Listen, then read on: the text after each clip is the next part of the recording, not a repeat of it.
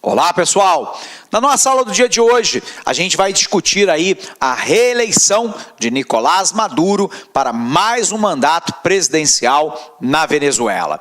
Então vamos lá, vamos tentar entender um pouquinho da questão venezuelana e a situação, né, política e econômica no país a partir de então. Primeiro, a gente precisa lembrar que a Venezuela, né, foi chacoalhada ao longo da década de 90 pela implementação do Consenso de Washington naquele país.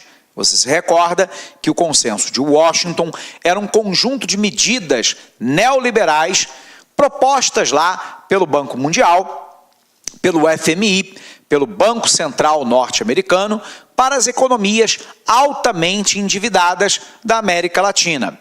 A proposta neoliberal era basicamente de redução do papel do Estado. A ideia era de que o Estado fosse um Estado mínimo, um Estado minimalista, cuidando apenas de funções típicas de Estado, como, por exemplo, a garantia de contrato, a garantia de propriedade, a emissão da moeda, eventualmente dirimir conflitos baseados na lei através do poder judiciário, e todo o resto poderia e deveria ser executado pela iniciativa privada. A crença é que a iniciativa privada era mais eficiente, mais eficaz, mais efetiva e que a economia naturalmente se encaminharia para um equilíbrio entre a oferta e a demanda. As leis do mercado funcionavam. Por um outro lado, a implementação do Consenso de Washington, ela leva a um amplo processo de desestatização, de privatização de empresas estatais, portanto, aquilo que nós chamamos de once for all, uma vez por todas, você vende o patrimônio público para a iniciativa privada. O exemplo no Brasil foi a venda, da Companhia Siderúrgica Nacional em Volta Redonda para a iniciativa privada. Você teve a concessão, que é quando a titularidade do bem público permanece na mão do Estado, mas a exploração econômica vai para a iniciativa privada. No Brasil, o exemplo é a concessão de aeroportos e de rodovias federais, de telefonia e de distribuição de energia, e, ao mesmo tempo, a autorização para que a iniciativa privada oferte determinados bens para a população como um todo. Esse processo, na América Latina como um todo, desmontou o Estado. E o desmonte do Estado também sinalizou, em alguns países, o desmonte do seu sistema de educação, de saúde, de habitação popular, de mobiliário urbano, de medidas contracíclicas do governo para equilibrar a economia e por aí vai. O resultado foi o controle da inflação em boa parte dos países da América Latina, porém, determinados dramas da sociedade, como o desemprego, a pobreza, a miséria, a desigualdade socioeconômica, a falta de acesso à educação e à moradia, saneamento básico, saúde, dentre outras questões, não foram equacionadas pelo neoliberalismo. Bom, a grande questão, então, é que o então coronel do exército venezuelano, Hugo Chávez, vai tentar dar um golpe de Estado contra um governo democraticamente eleito, mas que era um governo de direita, neoliberal. Nós sabemos que esse golpe foi fracassado. Hugo Chávez será preso, condenado e depois anistiado. Ele monta um partido político que é o PSUV, o Partido Socialista Unido da Venezuela, e consegue se eleger presidente. A Venezuela, então, ela começa a articular um organismo de interação internacional que ficou conhecida como Trupe Bolivariana. Nós tivemos lá o Equador, comandado pelo Rafael Correa, a Bolívia, comandada pelo Evo Morales, e a Venezuela, comandada pelo Hugo Chávez. A ideia de Chávez era lá de fazer um contraponto, abre aspas, aquilo que ele chamava de domínio do Império Americano sobre a América Latina. Por um outro lado, ele traz à memória da população a figura de Simão Bolívar. Simão Bolívar foi um mestiço de espanhol, né, com latino, que havia lutado contra o domínio do Império Espanhol sobre a região chamada de Gran Colômbia, que hoje pega lá o território da Venezuela, da Colômbia, né, do Peru e por aí vai. Essa tentativa de Simão Bolívar, chamado de El Libertador, né, não foi ao seu intento final. A Gran Colômbia não foi criada, houve uma fragmentação em vários países, dentre eles a Venezuela, mas nós sabemos, né, que Simão Bolívar virou um ícone da tentativa, né, de parte da América do Sul se tornar independente do colonizador espanhol. Ficou no imaginário ideológico da população como El Libertador.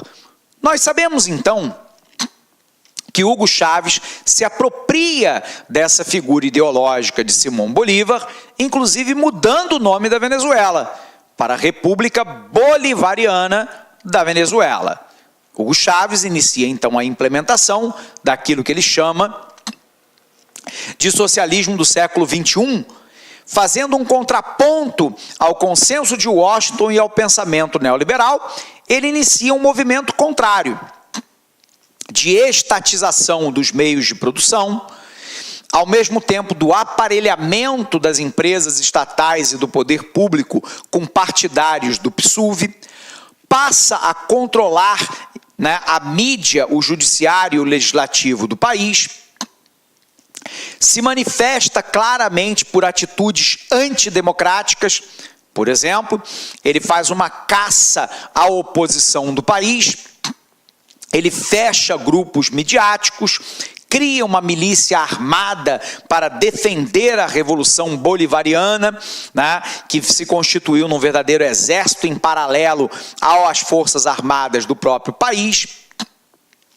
Por um outro lado, toda essa política se baseou numa política profundamente populista, que é aquela que ataca a consequência do problema e não a causa, e isso tudo fluiu, abre aspas, relativamente bem, enquanto a Venezuela tinha, na sua economia, calcada fundamentalmente na exportação de petróleo.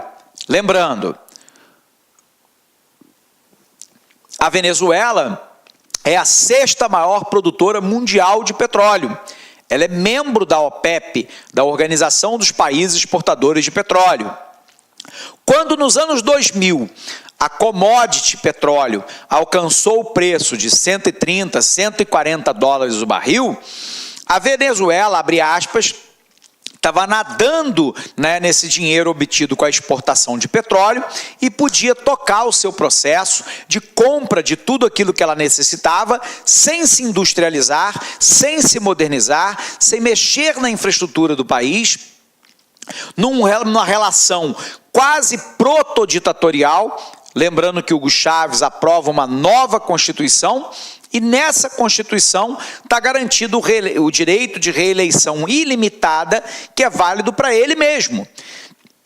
Então a ideia era se perpetuar no poder. Enquanto o petróleo estava em alta, a Venezuela mais ou menos que se equilibrava.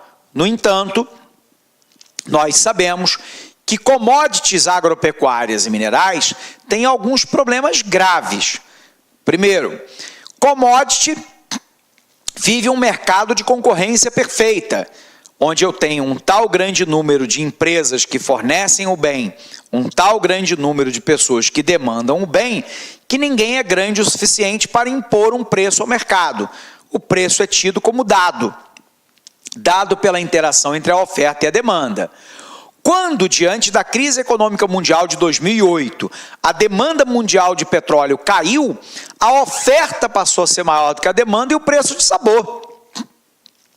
O preço caiu de 130 dólares o barril e chegou a uma cotação de 40, 45 dólares. E aí a receita de exportação da Venezuela desabou.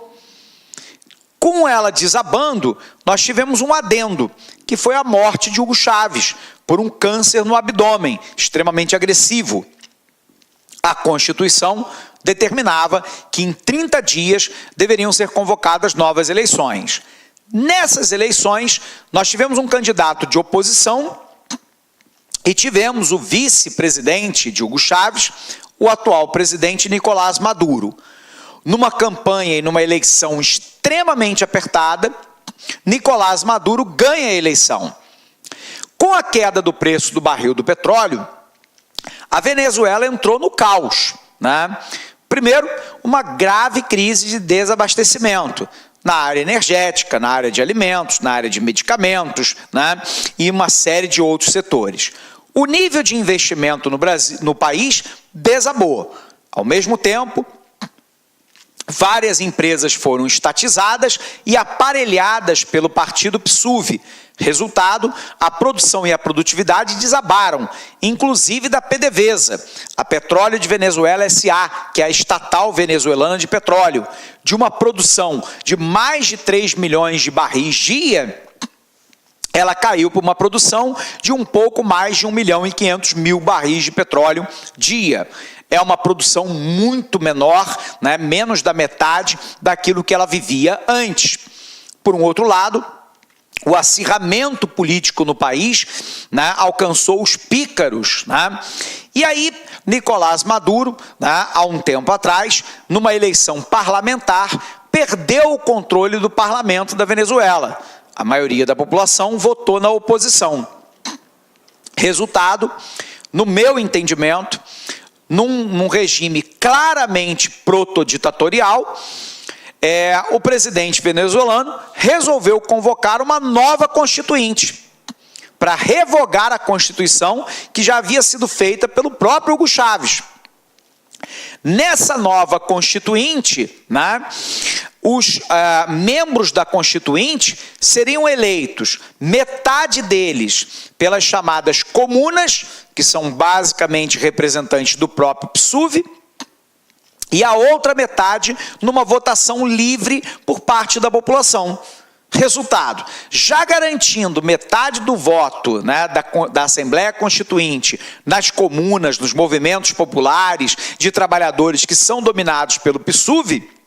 Olá, meus amigos, minhas amigas, sou o professor Luiz Antônio Carvalho e com muito prazer, muito orgulho, peço licença para vocês aí para apresentar o nosso módulo Nossa Isolada do professor Alex Mendes, né? O professor Alex Mendes, professor que dá lá concursos há 4 anos, nosso professor titular de atualidades.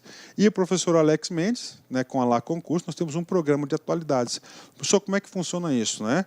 Rapaz, é todo mês, né? Todo mês, pelo menos uma vez ou 2 vezes por mês, o professor Alex Mendes separa todos aqueles assuntos importantes daquele mês que podem ser objeto de prova e faz e monta, elabora aulas de atualidades para você.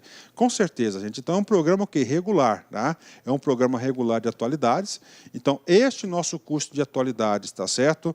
Com o professor Alex Mendes, ele está sempre em constante gravação. Por exemplo, né, quando teve lá, o professor tinha gravado uma semana, aí na outra semana teve a notícia e a efetivação, né, da prisão do Lula. O que aconteceu? O professor Alex Mendes, na outra semana mesmo, né, ele já providenciou a aula e já atualizou o curso de atualidades, né? Este curso, o investimento é de apenas R$50. Prazo de acesso são de 90 dias, né? Carga horária, neste momento, de 7 horas, né? Quantidade de aula, 18. Mas, é claro, durante 90 dias, essa quantidade de aulas e a carga horária vai aumentar ainda mais, né? Então, convido vocês aí a acertarem todas as questões de atualidades com o nosso super módulo de atualidades com o professor Alex Mendes, né? Forte abraço, fique com Deus, espero vocês. Tchau.